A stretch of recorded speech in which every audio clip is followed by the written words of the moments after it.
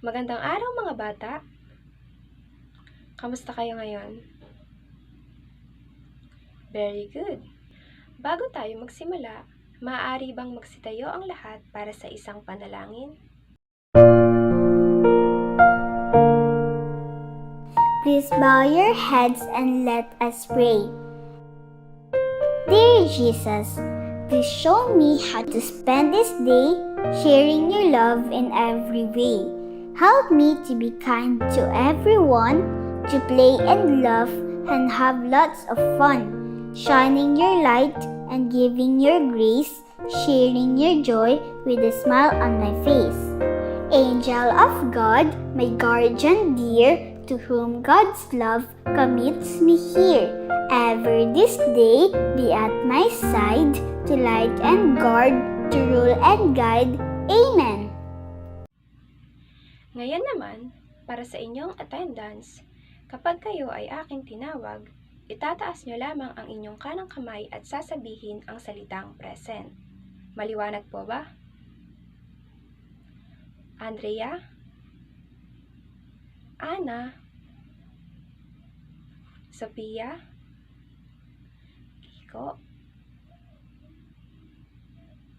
Very good! Natutuwa ako na lahat kayo ay nandito ngayon sa klase ngayong araw. Ngayon na kayo ay nakaupo na, maaari nyo bang silipin ang inyong ilalim, pulutin ang mga kalat, itapon ito sa tamang basurahan, at isaayos ang kanya-kanya nyong mga upuan? Very good! Bago tayo magpatuloy sa ating aralin ngayong araw, ay may papakita ako sa inyong mga larawan. Ito ay larawan ng dalawang babae na mahilig sa mansanas. Para sa unang larawan, alam niyo ba kung ano ito? Tama! Ito ay larawan ng isang babae at ang pangalan niya ay si Ana. Si Ana ay isang grade 1 student din na katulad ninyo at si Ana ay mahilig sa kulay berde. Kayo ba? Mahilig din ba kayo sa kulay berde tulad ni Ana? Si Ana ay may hawak-hawak. Ano kaya ang hawak ni Ana? Tama! Ang hawak ni Ana ay mansanas. Ilang mansanas kaya ang hawak ni Ana? Tama! Si Ana ay may hawak na isang mansanas. Sa pangalawang larawan ay larawan din ng isang babae. Siya ang kaibigan ni Ana at ang pangalan niya ay si Sophia. Kung si Ana ay mahilig sa kulay berde, si Sophia naman ay mahilig sa kulay dilaw. Kayo ba? Mahilig din ba kayo sa kulay dilaw tulad ni Sophia? Katulad ni Ana ay may hawak din si Sophia-ang mansanas. Ilan kayang mansanas ang hawak ni Sophia? Tama! Si Sophia ay may hawak na 2 mansanas. Kayo ba? Mahilig din ba kayo sa mansanas? Ngayon ay pagsasamahin natin ang bilang ng mansanas ni Ana at ni Sophia. Ilan kaya ito pag pinagsama natin? Halina't bilangin natin ito. Si Ana ay may 1 mansanas. Si Sophia naman ay may 2 mansanas. Pag pinagsama natin ang 1 mansanas at 2 mansanas, ito ay magiging, halina't bilangin natin ito. 1, 2, 3. Ito ay magiging, tama, ito ay magiging 3 mansanas. Ang mansanas ni Ana at Sophia ay magiging 3 mansanas. Alam niyo ba na ang ginawa natin ngayon ay pagsasama-sama ng mga bilang? At alam niyo ba na ito ang tatalakayin natin ngayong araw? Ang ating aralin ngayong araw ay illustrates addition as putting together or combining or joining sets. Bago ang lahat, ay akin munang babasahin ang kahulugan ng addition. Addition is combining 2 or more numbers to get a new total. The symbol used in addition looks like a cross and is called plus sign. Ang addition ay ang pagsasama-sama ng dalawa o higit pang numero upang makuha natin ang kabuang bilang nito. Ang simbolo na ginagamit natin dito ay ang cross sign o ang tinatawag natin na plus sign. Para mag-add, pinagsasama-sama natin ang mga bagay upang makuha natin ang kabuang bilang nito. Katulad na lang ng ginawa natin kanina sa isang larawan. Sino nga ulit ang nasa larawan? Very good. Ito ay sina Ana at si Sophia. Ano nga ulit ang hawak nilang dalawa? Tama. Ang hawak ni Ana ay isang mansanas at ang hawak ni Sophia ay 2 mansanas. Ngayon, pag pinagsama natin ito, ilan kaya ang magiging kabuang bilang nila? Isang mansanas plus 2 mansanas equals? Very good. Ito ay magiging 3 mansanas. Ngayon naman ay may panibago akong halimbawa sa inyo. Ito ay tinatawag na counters. Ang counters ay hahatiin natin sa 2 sets. Ang unang sets ay mayroong 5 pulang counters, habang ang pangalawang sets naman ay may 2 dilaw na counters. Pagkatapos nun ay pagsasama-samahin natin sila at hahanapin natin ang magiging kabuang bilang nito kapag ito ay pinagsama natin. Bilangin natin ang unang set.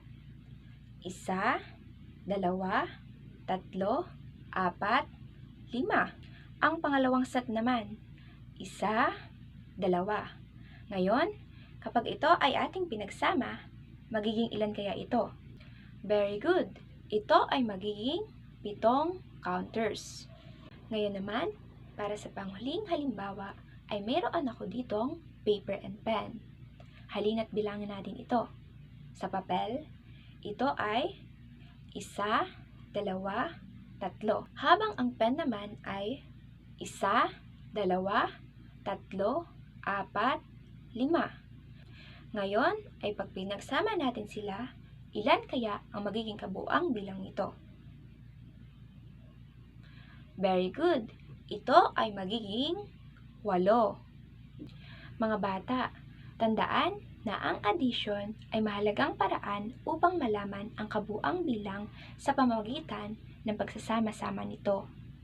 Ngayon na naiintindihan niyo na ang ating aralin, ay may inihanda ako sa inyong mga gawain. Handa na ba kayo? Sa gawaing ito ay pagsasama-samahin nyo ang nakikita nyong objects o materials, pero iguguhit nyo ito. Halimbawa, sa number 1, ito ay isang balloons. Ngayon, ang isang balloons at isa pang balloons ay pagsasamahin nyo, kaya sila ay magiging tama. Sila ay magiging 2 balloons.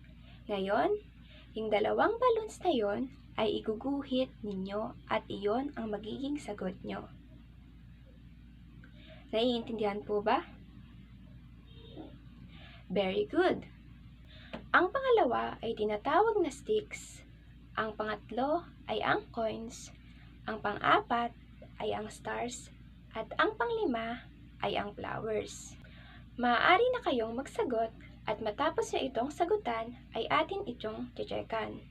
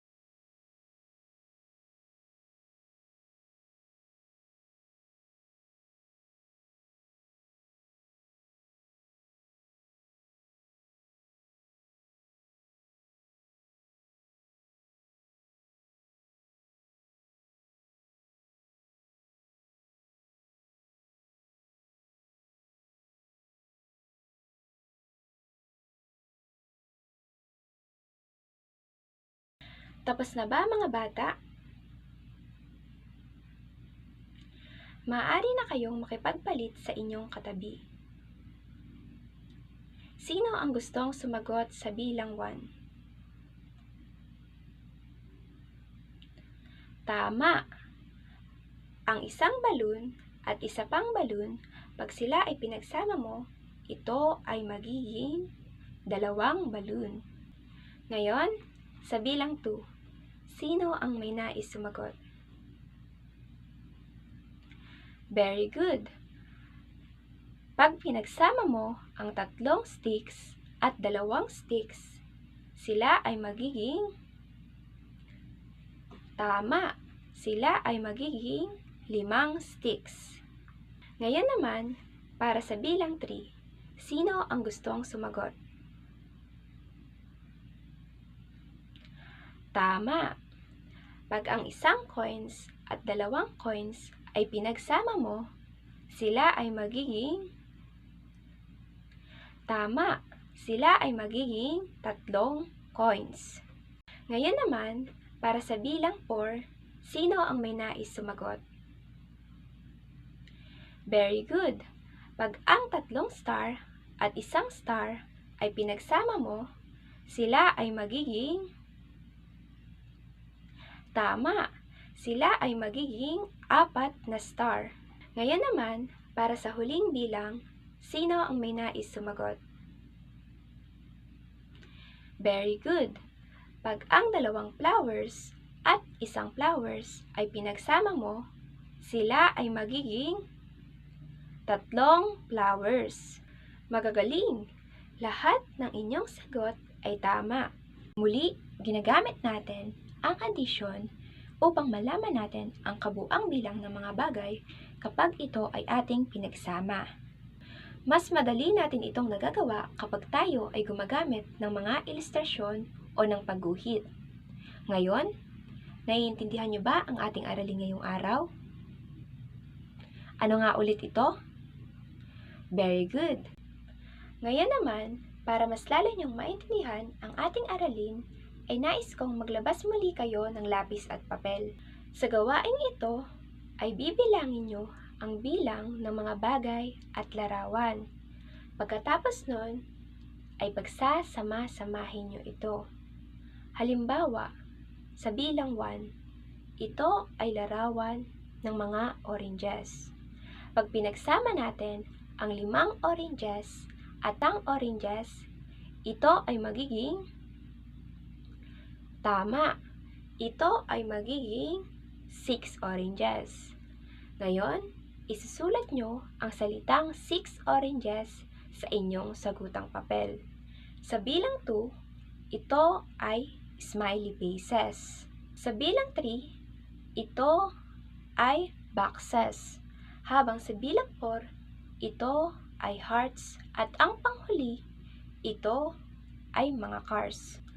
Maaari na kayong magsagot. Matapos nyo itong sagutin, ay atin itong tsetsekan.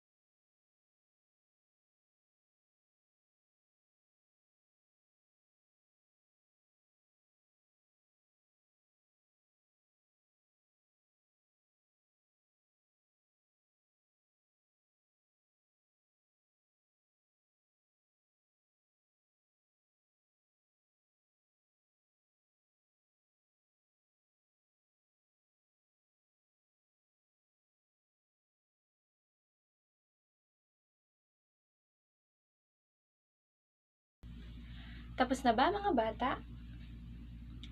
Maaari na kayong makipagpalit sa inyong katabi at atin na itong titsekan. Sa bilang 1, sino ang may gustong sumagot? Tama! Ang bilang 1 ay 6 oranges. Sa bilang 2, sino ang may nais sumagot? Tama! Ang bilang 2 ay 3 smiley faces. Sa bilang 3, sino ang may nais sumagot? Tama! Ang bilang 3 ay 2 boxes. Sa bilang 4, sino ang may gustong sumagot? Tama! Ang bilang 4 ay 10 hearts. At ang panghuli, sino ang may gustong sumagot? Tama! Ang panghuli ay may 7 cars. Upang mas lalo niyong maintindihan ang ating aralin ngayong araw, ay may ipapauwi ako sa inyong takdang aralin. Sa takdang aralin na ito, ay kinakailangan niyong iguhit ang mga sumusunod. Sa una, 5 balls plus 2 balls equals 7 balls. Sa pangalawa, 3 suns plus 2 suns equals 5 suns. Sa pangatlo, 1 cloud plus 4 clouds equals 5 clouds. Sa pang-apat, 3 crosses plus 1 cross equals 4 crosses.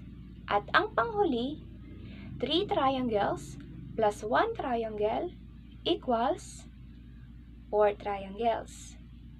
Ipapasa niyo ito sa akin sa susunod na klase. At dyan nagtatapos ang ating aralin ngayong araw. Paalam mga bata!